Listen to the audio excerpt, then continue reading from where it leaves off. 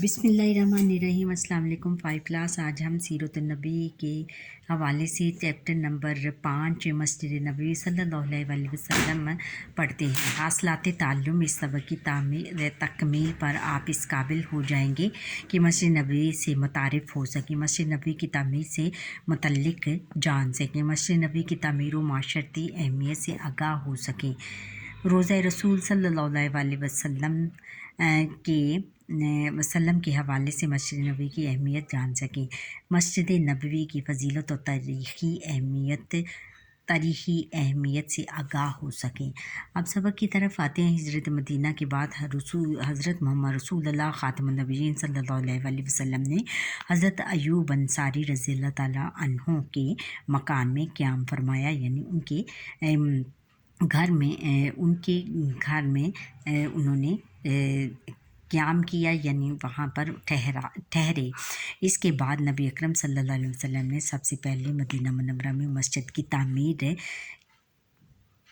का इरादा फरमाया, फ़ैसला किया। जिस ज़मीन को आप सल्लल्लाहु अलैहि वसल्लम मस्जिद की तामीर के लिए पसंद किया, वो 2 यतीम बच्चों सहल और सहील रज़ियल्लाहु तआला अन्हा की मलकियत थी। इन दोनों मलकियत थी, यानी उनकी जायदाद थी या उनकी ज़र ख़रीद थी या उन्होंने ख़रीद रखी थी। इन दोनों बच्चों ने अपनी ज़मीन बग़ैर किसी मुआवज़े, बग़ैर किसी रकम की नबी अकरम सल्लल्लाहु अलैहि वसल्लम की खिदमत में पेश कर दी, लेकिन आप सल्लल्लाहु अलैहि वसल्लम ने ज़मीन की पूरी रकम अदा की। आप सल्लल्लाहु अलैहि वसल्लम ने इस ज़मीन पर जो मस्जिद तामीर फरमाई, इसे मस्जिद नबवी कहते हैं। यानी मस्जिद नबवी जिस ज़मीन पर तामीर हुई, वो ज़मीन किसकी थी? 2 यतीम बच्चों सहल और सहील रज़ियल्लाहु तआला अन्हा की थी। इन दोनों बच्चों ने ये फ़ैसला किया कि हमने इस ज़मीन का कोई मुआवज़ा नहीं लेंगे, यानी इस ज़मीन का कोई पैसा नहीं रहेंगे, बग़ैर पैसे के ये ज़मीन आप ले लें। लेकिन आप सल्लल्लाहु अलैहि वसल्लम ने पूरी रकम अदा की और इस ज़मीन पर फिर मस्जिद नबवी जो मस्जिद तामीर फरमाई, इसे मस्जिद नबवी कहते हैं। मज़ीद जानिए कि मस्जिद नबवी की दीवारें कच्ची ईंटों और गारे से बनाई गई थी। घारा बच्चों एक चिकनी मिट्टी होती है, उससे और कच्ची ईंटों यानी उसको भट्ठे पे पकाया नहीं गया था, कच्ची ईंटों से। और मस्जिद के सतून यानी उसके खंभे जो थे, वो खजूर के तनों से बनाए गए। छत खजूर के पत्तों और शाखों की थी। फर्श भी कच्चा था। मस्जिद के 3 दरवाजे बनाए गए थे। देखो बच्चों, कितनी सादगी से पहले उन्होंने मस्जिद की तामीर की, यानी हर चीज़ कच्ची दीवारें थीं और खजूर के पत्तों की उन्होंने छत बनाई और शाखों की, फिर फ़र्श भी कच्चा था। और इस तरह की पहले तामीरात होती थी हुज़ूर नबी अकरम सल्लल्लाहु अलैहि वसल्लम के ज़माने में।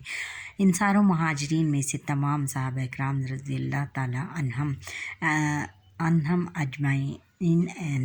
अजमाइन मस्जिद की तामीर में शरीक हुए। ख़ुद नबी अकरम सल्लल्लाहु अलैहि वसल्लम ने इनके साथ तामीर में हिस्सा लिया। नबी अकरम सल्लल्लाहु अलैहि वसल्लम ने उम्महातुल मोमिनीन रज़ियल्लाहु तआला अन्हन के लिए मस्जिद से मुत्तसिल चंद हुजरे भी तामीर फरमाए। अन्हम यानी उन्होंने अपनी ज़ौजैन उम्महातुल मोमिनीन की इनको कहते हैं, हुज़ूर नबी अकरम सल्लल्लाहु अलैहि वसल्लम की जो ज़ौजैन थी, यानी जो उनकी बीवियाँ थी, उनके लिए मस्जिद से जुड़े हुए कमरे बनाए। जो मस्जिद नबवी सल्लल्लाहु अलैहि वसल्लम की फ़जीलत यानी उसकी अहमियत बताते हैं। मस्जिद नबवी मुक़द्दस तरीन मसाजिद में से एक है, जो कि मुक़द्दस यानी मसाजिद में से एक है। मस्जिद नबवी में नमाज़ पढ़ना बहुत फ़जीलत वाला अमल है। इस मस्जिद में नमाज़ पढ़ना बेटा बहुत अफसल काम है। आप सल्लल्लाहु अलैहि वसल्लम मस्जिद नबवी की फ़जीलत इस तरह बयान फरमाई, मेरी इस मस्जिद में नमाज मस्जिद हराम के सिवा तमाम मसाजिद में नमाज से 1000 दर्जा ज़्यादा अफसल है। यानी तमाम मस्जिदों में नमाज़ पढ़ने से 1000 दर्जा وہاں پر بہتر ہے، زیادہ افضل ہے، یعنی اس کو زیادہ مرتبہ دیا گیا ہے۔ یعنی اگر کوئی مسجد نبوی میں بچوں نماز پڑھے گا تو اس کو عام مسجد سے 1000 درجہ زیادہ ثواب ملے گا۔ صحیح بخاری کتاب فضل الصلاۃ فی مسجد مکۃ والمدینات۔ اچھا، نبی اکرم صلی اللہ علیہ وسلم کا روضہ مبارک مسجد نبوی میں ہے، یعنی ان کی قبر مبارک بھی وہاں پر موجود ہے۔ حج کے لیے جانے والے لوگ مسجد نبوی اور روضہ رسول صلی اللہ علیہ وسلم کی زیارت بھی کرتے ہیں، یعنی ان کی زیارت کرتے ہیں، یعنی ان کا دیدار کرتے ہیں۔ مسجد نبوی میں ایک مقام ہے جسے ریاض الجنات کہتے ہیں۔ آپ صلی اللہ علیہ وسلم نے فرمایا، میرے گھر اور میرے منبر کے درمیان کی زمین جنت کے باغوں میں سے ایک باغ ہے، جنت کے باغوں میں سے ایک باغ ہے۔ میرے منبر یعنی جہاں پر حضور نبی اکرم صلی اللہ علیہ وسلم بیٹھ کر اپنی تقاریر یا خطابات لوگوں کو سناتے تھے۔ صحیح بخاری کتاب فضل الصلاۃ فی مسجد مکۃ والمدینات۔ مسجد نبوی صلی اللہ علیہ وسلم کی تعلیمی و معاشرتی اور تاریخی اہمیت۔ اسلام کی پہلی درسگاہ صفا بھی مسجد نبوی میں ہی قائم کی گئی، یعنی درسگاہ کس کو کہتے ہیں؟ اسکول۔ اس وقت درسگاہ کس کو کہتے تھے؟ درس، جہاں پر درس دیا جاتا ہے، یعنی جہاں پر پڑھایا جاتا ہے، اور گاہ کس کو کہتے ہیں؟ جگہ، پڑھائی جانے والی جگہ، پڑھنے کی جگہ، یعنی اسکول، اس کو ہم کیا کہیں گے؟ اسکول۔ اور نبی اکرم صلی اللہ علیہ وسلم مسجد کے ساتھ غریب اور نادار مسلمانوں کے قیام اور تعلیم کے لیے ایک چبوترا بنوایا۔ نادار کس کو کہتے ہیں؟ مفلس کو، کہ جس کے پاس کوئی روپیہ پیسہ نہ ہو، اور غریب کو کہتے ہیں مسلمانوں کے قیام اور تعلیم کے لیے، مسلمانوں کے رہنے اور ان کی تعلیم کے لیے، یعنی انہوں نے ساتھ ہی ایک ہاسٹل بھی بنایا تھا۔ تعلیم کے لیے ایک چبوترا اونچی جگہ بنوائی جو صفا کے نام سے مشہور ہوا۔ یہاں صحابہ اکرام رضوان اللہ تعالیٰ علیہم اجمعین ہر وقت آپ صلی اللہ علیہ وسلم کی خدمت پر مامور رہتے، خدمت میں حاضر رہتے اور دین کی تعلیم حاصل کرتے، اور دین کی یعنی دین اسلام کی تعلیم حاصل کرتے۔ یہ اصحابہ صفا کہلائے۔ مسجد نبوی اسلامی ریاست کا ایک اہم مرکز بنی، ایک اہم حصہ بنی۔ یہ مسلمانوں کے لیے عبادت گاہ کے ساتھ ساتھ ایک تربیت گاہ بھی تھی۔ عبادت گاہ یعنی عبادت کرنے والی جگہ کے ساتھ ساتھ ایک تربیت گاہ بھی تھی، یہاں سے ان کی تربیت بھی کی جاتی تھی۔ یہاں مسلمانوں کو دین اسلام کی تعلیم دی جاتی۔ نبی کرم صلی اللہ علیہ وسلم اہم معاملات پر صحابہ اکرام رضوان اللہ تعالیٰ علیہم اجمعین سے مشاورت فرماتے، یعنی ان سے مشورہ لیتے۔ جہاد پر روانگی سے قبل، جہاد پر یعنی جنگ پر جانے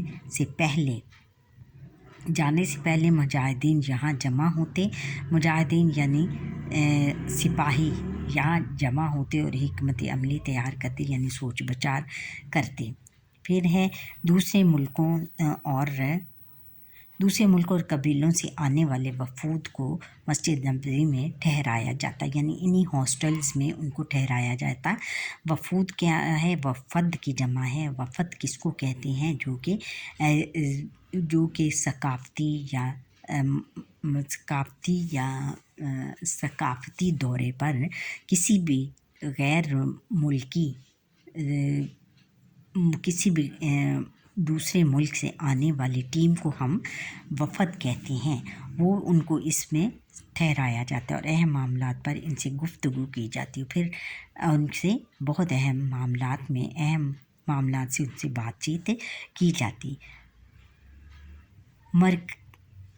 اسی مرکز سے اسلام کی نشر و اشاعت کے لیے وفود اور جماعتوں کو روانہ کیا جاتا ہے، یعنی اسی مرکز سے، یعنی مسجد نبوی کے اسی جو ہے صفا سے ہی تمام جو تھے اسلام کی تبلیغ کے لیے جو بھی وفود یا جماعتیں جاتی ان کو یہاں سے ہی روانہ کیا جاتا ہے، یہاں سے ہی ان کو روانگی کے لیے تیار کیا جاتا ہے۔ خلفۂ راشدین رضوان اللہ تعالیٰ علیہم اجمعین مختلف ادوار میں مسجد نبوی میں توسیع کی، اور خلفۂ راشدین کے زمانے میں مختلف ادوار میں اس مسجد کو کھلا کیا گیا، یعنی اس میں کشادگی کی گئی، یعنی اس کو بہت بڑا ان کے زمانوں میں آہستہ آہستہ اس کو بڑا کرتے گئے۔ اب مشق کی طرف آتے ہیں۔ درست بیان پر درست کا نشان لگائیں۔ ہجرت مدینہ کے بعد نبی اکرم صلی اللہ علیہ وسلم نے کن کے مکان میں قیام فرمایا؟ الف ہے حضرت ثابت بن قیس رضی اللہ تعالیٰ عنہ، حضرت ابو ایوب انصاری رضی اللہ تعالیٰ عنہ، حضرت عباس بن بشر رضی اللہ تعالیٰ عنہ، حضرت خدیفہ بن ایمان رضی اللہ تعالیٰ عنہ، حضرت ابو ایوب انصاری رضی اللہ تعالیٰ عنہ کے گھر میں انہوں نے قیام کیا۔ اور مسجد نبوی بے ہے کہ مسجد نبوی میں رہتے تھے اصحاب صفا، اصحاب الیمن، اصحاب مکہ، اصحاب کہف۔ کون رہتے تھے؟ اصحاب صفا۔ اچھا، مسجد نبوی کے لیے جو جگہ منتخب کی گئی وہ ملکیت تھی حضرت ابوبکر اور حضرت عمر رضی اللہ تعالیٰ عنہ کی، حضرت سعد اور سعید رضی اللہ تعالیٰ عنہ کی، حضرت معاذ اور حضرت معوذ رضی اللہ تعالیٰ عنہ کی، حضرت سہل اور سہیل رضی اللہ تعالیٰ عنہ کی، حضرت سہل اور سہیل رضی اللہ تعالیٰ عنہ کی۔ نبی اکرم صلی اللہ علیہ وسلم مسجد سے متصل تعمیر فرمائے شفا خانے، چبوترے، حجرے اور مسافر خانے۔ حجرے کیا تعمیر فرمائے؟ حجرے۔ اسلام کی پہلی درسگاہ ہے مسجد اقصی، مسجد نبوی، مسجد قباء، مسجد حلال، مسجد نبوی ہے۔ اچھا، اب خالی جگہ پر کرتے ہیں۔ خالی جگہ میں ہے کہ مسجد نبوی ڈیش میں آپ صلی اللہ علیہ وسلم شریک ہوئے کی تعمیر میں، مسجد نبوی کی تعمیر میں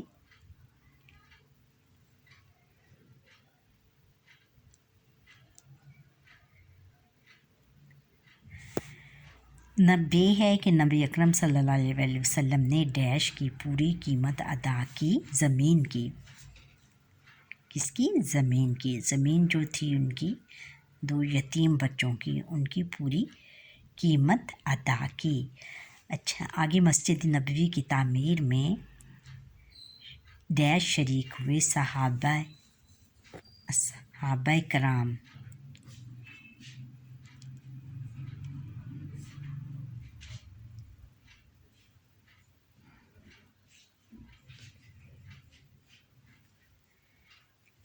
شریک ہوئے۔ اگلا ہے کہ مسجد نبوی میں نادار اور غریب مسلمانوں کے قیام اور تعلیم کے لیے ڈیش تعمیر کیا گیا، ڈیش تعمیر کیا گیا، یعنی چبوترا۔ کیا تھا؟ چبوترا۔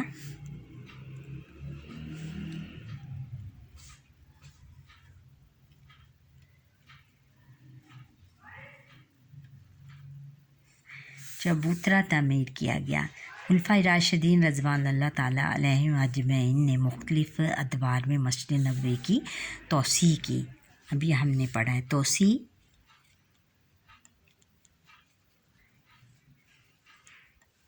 توسیع کی، یعنی اس کو کشادہ کیا، اس کو وسیع کیا، اور